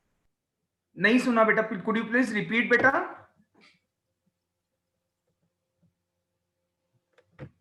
म्यूचुअल फंड को निकालना हो, म्यूचुअल फंड बनाना है, शेयर इन्वेस्ट करना है हाँ। तो म्यूचुअल फंड को रजिस्टर करना पड़ता है क्या? नहीं, पैसा निकालते समय नहीं, इन्वेस्ट करते समय। हाँ देखो, ये जो है ना केवाईसी जो है सिर्फ नो योर कस्टमर है कि आप जो है एज अ निवेशक कौन है। सेबी को पता होना नहीं चाहिए क्या कि बेनामी, जैसे बैंक में केवाईसी होती है ना, वैसे ही म्यूचुअल फंड में भी निवेश करने के पहले केवाईसी होती है। तो केवाईसी आपको करना पड़ता है, तो आपको बस पता चल जाता है कि हाँ ये जो है शुभांगी है, ये प्राजक्ता है, ऐसा पता चल जाता है। और फिर आप कभी भी जो है इमीडिएट निवेश स्टार्ट कर सकते हैं, चाहे तो फिजिकली पेपर फॉर्म साइन करके या ऑनलाइन जो है उनकी वेबसाइट पे भी जाके आप म्यूचुअल फंड में निवेश कर सकते हैं। तो जैसा आप करना चाहे वैसा कर सकते हैं बेटा। अच्छा, okay sir, thank you sir. Anything else students? So students, ये एक फीडबैक फॉर्म दिया गया है, आपको ये जस्ट फिल करना है, ये सभी के लिए फिल करना कंपल्शन है। So please fill this feedback form and मैं आप सबसे अगेन अर्ज करूंगा कि वो डिजिटल केवाईसी की वेबसाइट पे जाके अपना जो है केवाईसी रजिस्टर कर लीजिए, और वो केवाईसी रजिस्टर करने से जो है सर एक क्वेश्चन था, आपको एक सर्टिफिकेट मिलेगा that you have participated in this programme from UTI and a e-learning book as well. Sir Dheeraj कब से? हाँ सर एक क्वेश्चन था। हाँ हेलो सर, ये डीमैट अकाउंट क्या होता है सर? डीमैट अकाउंट बेटा, डीमैट अकाउंट हाँ जो सर। कैसा है, अगर आपको डायरेक्टली कोई भी शेयर्स अगर खरीदने हैं, है ना, स्टॉक एक्सचेंज के थ्रू, तो वो पहले जैसे कैसा होता था, कोई भी आप शेयर खरीदते थे तो पहले आपको उसका सर्टिफिकेट आता था, लेकिन अब चीजें क्या हो गई है, सब जो है वर्चुअल हो गई है। तो जैसे आपका बैंक में लॉकर होता है ना, उसी तरह से ये आपका जो है ये बॉन्ड्स, डिबेंचर, शेयर्स का जो एक लॉकर होता है, वर्चुअल लॉकर होता है, जिसमें आपकी जो है सभी बॉन्ड्स, डिबेंचर, शेयर्स ये सब सेफ रखे जाते हैं। तो जब भी आप शेयर मार्केट में जाके जो है कोई शेयर खरीद रहे हैं तो वो शेयर आके कहां रुकेंगे, तो वो जो जगह है, जैसे आपका बैंक अकाउंट है जहां आप पैसा रखते हैं, वैसे ही शेयर्स रखने के लिए जो अकाउंट होता है उसे कहते हैं डीमैट अकाउंट। तो अगर आप डायरेक्टली कोई शेयर्स, बॉन्ड्स खरीदना चाहते हैं तो उसके लिए डीमैट अकाउंट लगता है। म्यूचुअल फंड खरीदने के लिए डीमैट अकाउंट नहीं लगता है, जरूरी नहीं है। डीमैट में भी ले सकते हैं या फिजिकली भी ले सकते हैं, दोनों हाँ। ऑप्शन अवेलेबल होते हैं आपके पास। अच्छा ठीक है। ठीक है, वैसे केवाईसी जरूरी होता है म्यूचुअल फंड के लिए? किसी के लिए भी, जैसे सेबी के अंदर के सेबी के तत्वाधान में जितनी भी चीजें अच्छा। आती है, चाहे वो म्यूचुअल फंड हो, चाहे वो बॉन्ड मार्केट हो, चाहे वो शेयर मार्केट हो, कहीं पे भी अगर आपको जाना है तो एक बार केवाईसी करना जरूरी है। ठीक है, तो कहीं पे भी आप एक बार केवाईसी ठीक है। करेंगे, अगर डीमैट अकाउंट भी खोलते हैं तो वहां पे भी केवाईसी होगी, लेकिन अगर आपने वहां केवाईसी कर दी तो फिर से म्यूचुअल फंड में केवाईसी की जरूरत नहीं पड़ती आपको, कि पैन से पता चल जाता अच्छा। है इस पर्सन की केवाईसी हो गई है। तो प्रोसेस बार बार नहीं की जाती है, हाँ। लाइफ में सिर्फ एक बार केवाईसी करना पड़ता है आपको। तो सेबी के अंदर में जितनी भी चीजें आती है वो सभी हाँ। जगह आप जब भी निवेश करते हैं तो फिर से आपको केवाईसी की जरूरत नहीं पड़ती है। अच्छा ठीक है सर, ठीक है, थैंक यू। हाँ sir, thank you sir. Very good बेटा, very good question. Anything else बेटा? एक्चुअली सर डीमैट अकाउंट में verification. Sir thank you sir, बच्चों के क्वेश्चंस बढ़ते जाएंगे और प्रोग्राम बढ़ता ही जाएगा। हाँ, तो थैंक्स अ लॉट, बहुत इंफॉर्मेटिव सेशन था एज यूजुअल। और ये जो यूटीआई ने हमें एक प्रोग्राम दिया है तो हमारे स्टूडेंट्स को भी एक उसका फायदा होगा। अगर सभी ने अगर केवाईसी किया है या नहीं किया है तो अभी कर दीजिए, क्योंकि ये लाइफ टाइम में एक बार ही करना है, जैसे सिद्धांत सर ने अभी बताया। और इसका आपको फायदा पूरे आपके जो लाइफ टाइम है आपका, जो जब तक आप रिटायर्ड होके बैठते नहीं है घर में तब तक होते रहेगा। तो प्लीज सबने केवाईसी करिए और ये जो प्रोग्राम है उसका लाभ उठाइए। So thank you very much सिद्धांत सर, और thank you UTI group, thank you sir.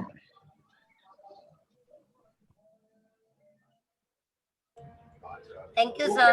thank you, then we are concluding the program. Okay, thank you, thanks a lot all the students, thank you, all the best in your professional and financial life। Thank you और sir. सभी लोग KYC कर दीजिए और अपना certificate avail कर लीजिए।